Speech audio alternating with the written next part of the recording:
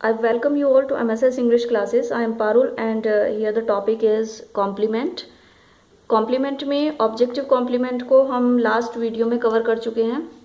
कुछ objective complement के बारे में मैंने आपको बताया था, जो कि फैक्टिटिव वर्ब्स के बाद आने वाले ऑब्जेक्ट होते हैं वो क्या करते हैं, एक कॉम्प्लीमेंट लेते हैं। और वो जो कॉम्प्लीमेंट होता है, जो शब्द होता है, वो कोई नाउन हो सकता है या कोई नाउन फ्रेज हो सकता है या फिर कोई एडजेक्टिव भी हो सकता है। लास्ट वीडियो में मैंने आपको एडजेक्टिव के बारे में नहीं बताया था, सिर्फ बताया था कि ऑब्जेक्ट का जो कॉम्प्लीमेंट होता है वर्ब्स के बाद वो नाउन या नाउन फ्रेज ही होता है, लेकिन उसमें एडजेक्टिव भी होता है। क्योंकि इन एग्जाम्पल्स में अगर हम देखें तो द जज फाउंड हिम गिल्टी, तो यहाँ पे जो गिल्टी है वो एडजेक्टिव है जो कि हिम के लिए आया है, और हिम इस सेंटेंस में क्या है, ऑब्जेक्ट है, फाउंड वर्ब है, और यहाँ पे हिम जो है ऑब्जेक्ट है। तो जो शब्द ऑब्जेक्ट के लिए आए उसे ऑब्जेक्टिव कॉम्प्लीमेंट कहते हैं, और वो नाउन या नाउन फ्रेज या एडजेक्टिव कुछ भी हो सकता है। तो गिल्टी यहाँ पे एक एडजेक्टिव है कि जज ने पाया उसे गिल्टी, इट मीन्स अपराधी। तो अपराधी किसे पाया, हिम को, तो ये यहाँ पर गिल्टी हिम के लिए आया है, तो इसीलिए यहाँ पे ये ऑब्जेक्टिव कॉम्प्लीमेंट है। दे कंसीडर यू ऑनेस्ट, तो ऑनेस्ट जो है यहाँ पर एडजेक्टिव है जो कि यू के लिए आया है, और यू यहाँ पे ऑब्जेक्ट है, कंसीडर वर्ब है। वे मानते हैं आपको ऑनेस्ट, ईमानदार, तो ईमानदार किसे मानते हैं, आपको, इट मीन्स ऑब्जेक्ट को। तो जो शब्द ऑब्जेक्ट के लिए आया है उसे ऑब्जेक्टिव कॉम्प्लीमेंट कहते हैं। तो कॉम्प्लीमेंट जो है, हमारे जो कॉम्प्लीमेंट शब्द होता है वो नाउन भी हो सकता है, वो एडजेक्टिव भी हो सकता है, और एडवर्ब भी हो सकता है। इसको हम आगे जानेंगे और कॉम्प्लीमेंट के बारे में कि कॉम्प्लीमेंट क्या होता है। कॉम्प्लीमेंट मीन्स पूरक, that which completes the sense. Complement उस शब्द को कहते हैं जो सेंटेंस में सेंस को कंप्लीट करे, सेंटेंस के सेंस को कंप्लीट करने वाले शब्द को ही क्या कहते हैं, कॉम्प्लीमेंट कहते हैं, पूरक शब्द कहते हैं। एक कॉम्प्लीमेंट ये भी होता है, आई इसके अंदर आता है, तो इट मीन्स होता है तारीफ करना या प्रशंसा करना। किसी अच्छे कार्य के लिए जो तारीफ या प्रशंसा की जाती है उसको कॉम्प्लीमेंट कहते हैं। लेकिन ये कॉम्प्लीमेंट सेंटेंस के एक्सप्रेशन को पूरा करने के लिए आते हैं। और ये कितने प्रकार के होते हैं, वैसे तो ये 3 प्रकार के होते हैं, लेकिन यहाँ पर मैं सब्जेक्टिव एंड ऑब्जेक्टिव कॉम्प्लीमेंट के कुछ एग्जाम्पल्स के थ्रू आपको इसे समझाऊंगी। Subjective complement, objective complement. Objective complement तो क्लियर हो गया कि ऑब्जेक्ट के लिए आने वाले शब्द को ऑब्जेक्टिव कॉम्प्लीमेंट कहते हैं। सब्जेक्टिव कॉम्प्लीमेंट क्या होता है, जो सब्जेक्ट को क्लियर करे, सब्जेक्ट के लिए आए सेंटेंस में। और यहाँ पर आपको देखना है वर्ब को कि ये किस वर्ब के बाद आ रहे हैं। तो मोस्टली जो लिंकिंग वर्ब्स है उन्हीं के बाद सब्जेक्टिव कॉम्प्लीमेंट आता है। Ritika became a doctor, Ritika यहाँ पे सब्जेक्ट है, बिकेम एक लिंकिंग वर्ब है, a doctor here is complement, जो कि डॉक्टर रितिका है, यहाँ पर रितिका के लिए आया और रितिका इसमें सब्जेक्ट है, तो इसलिए हम इसे कहेंगे सब्जेक्टिव कॉम्प्लीमेंट, और ये एक नाउन है। This is a pen, pen किसके लिए आया है, दिस सब्जेक्ट के लिए आया कि दिस ही पेन है यहाँ पर, और इज यहाँ पे लिंकिंग वर्ब है। तो यहाँ लिंकिंग वर्ब क्या कर रही है, सब्जेक्ट को उसके कॉम्प्लीमेंट से जोड़ रही है, और जो पेन है वो एक नाउन है, तो ये पेन किसके लिए आया, दिस के लिए, तो इसीलिए यहाँ पे सब्जेक्टिव कॉम्प्लीमेंट है। रुचि इज ब्यूटीफुल, ब्यूटीफुल कौन है, रुचि, जो कि एक सब्जेक्ट है, तो सब्जेक्ट के लिए आने वाला शब्द सब्जेक्टिव कॉम्प्लीमेंट, और ब्यूटीफुल यहाँ पे एडजेक्टिव है। तो कॉम्प्लीमेंट नाउन भी हो सकता है, प्रोनाउन भी हो सकता है, और एडजेक्टिव भी हो सकता है। The books are on the chair, किताबें हैं कहाँ, ऑन द चेयर, चेयर पर, तो चेयर पर क्या चीज है, किताबें, तो ऑन द चेयर ये जो फ्रेज है किसके लिए आई है, बुक्स के लिए, तो ये सब्जेक्टिव कॉम्प्लीमेंट है।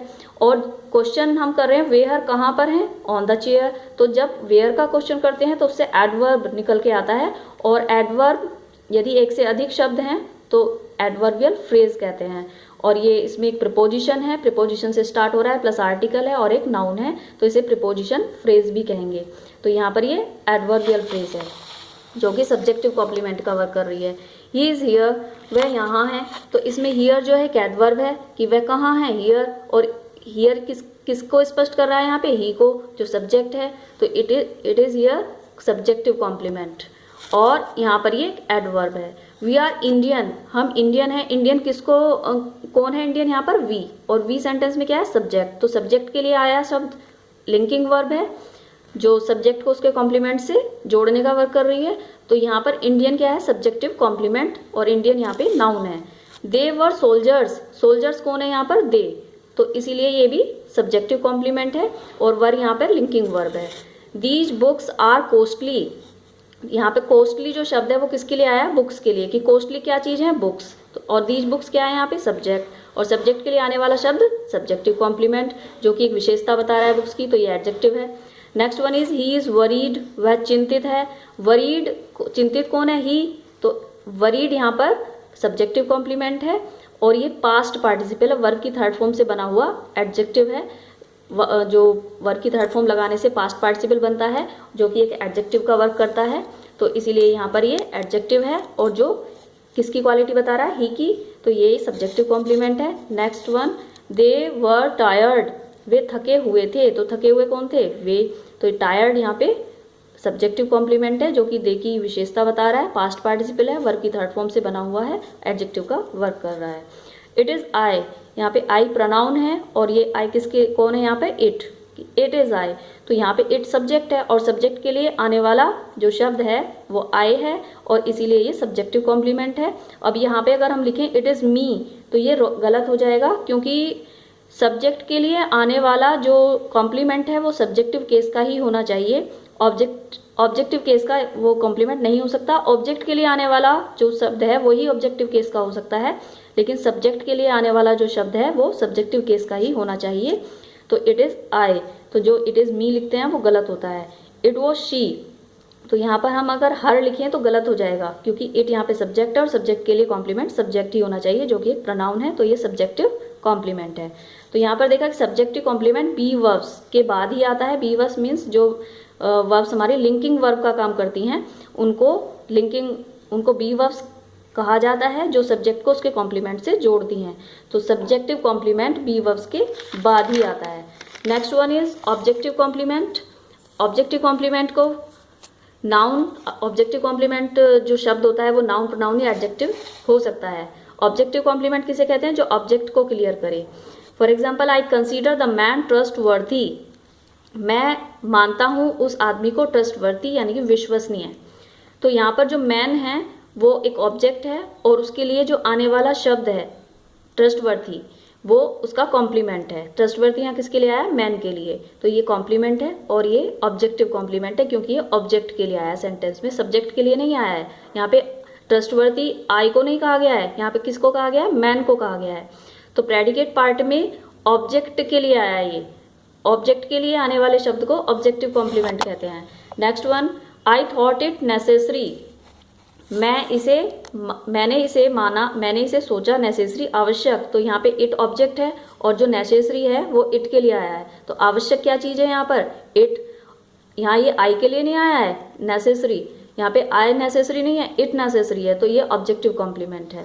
Next, he keeps his clothes clean, वह रखती है अपने कपड़ों को क्लीन, तो क्लीन किसको रखती है, कपड़ों को। यहाँ पे ये ही के सब्जेक्ट के लिए नहीं आया, किसके लिए आया, ऑब्जेक्ट के लिए आया। तो जो वर्ड ऑब्जेक्ट के लिए आए उसे कहते हैं objective complement. Next, your letter made us worried, आपके लेटर ने बना कर दिया हमें वरीड, चिंतित। तो चिंतित किसे कर दिया, हमें या लेटर को, तो इट मीन्स अस को, और अस क्या है यहाँ पे, ऑब्जेक्ट। मेड वर्ब है और अस ऑब्जेक्ट है, और जो वरीड है वो किसके लिए आया, अस के लिए आया। तो इसीलिए यहाँ ये ऑब्जेक्टिव कॉम्प्लीमेंट है, जो कि एक पास्ट पार्टिसिपल है। तो ऑब्जेक्टिव कॉम्प्लीमेंट क्या होता है, कोई नाउन, प्रोनाउन या adjective. The secretary thinks the poem very honest, the secretary thinks the poem, तो सेक्रेटरी थिंक सोचता है पोएम को, वेरी ऑनेस्ट बहुत ही अच्छी, सच्ची, ईमानदार।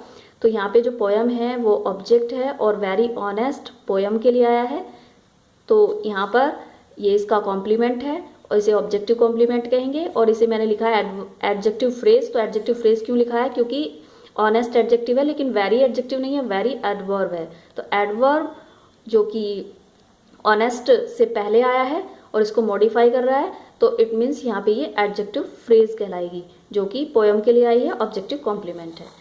यहाँ पर कुछ एक्सरसाइज में सेंटेंस दिए हैं मैंने, रीऑर्डर द सेंटेंस। बच्चों ये आपको करके देखने हैं खुद से, ये सभी जम्बल्ड वर्ड्स हैं, और इनको रीऑर्डर करके आपको एक सेंटेंस बनाना है। इसके जो आंसर्स हैं वो कमेंट बॉक्स में आपको मिल जाएंगे, पहले आप इनको खुद से करके देखिएगा, और कमेंट बॉक्स में इनके आंसर्स आप चेक कर सकते हैं और देख सकते हैं कि आपने कितने सही किए हैं। Thank you for watching my video.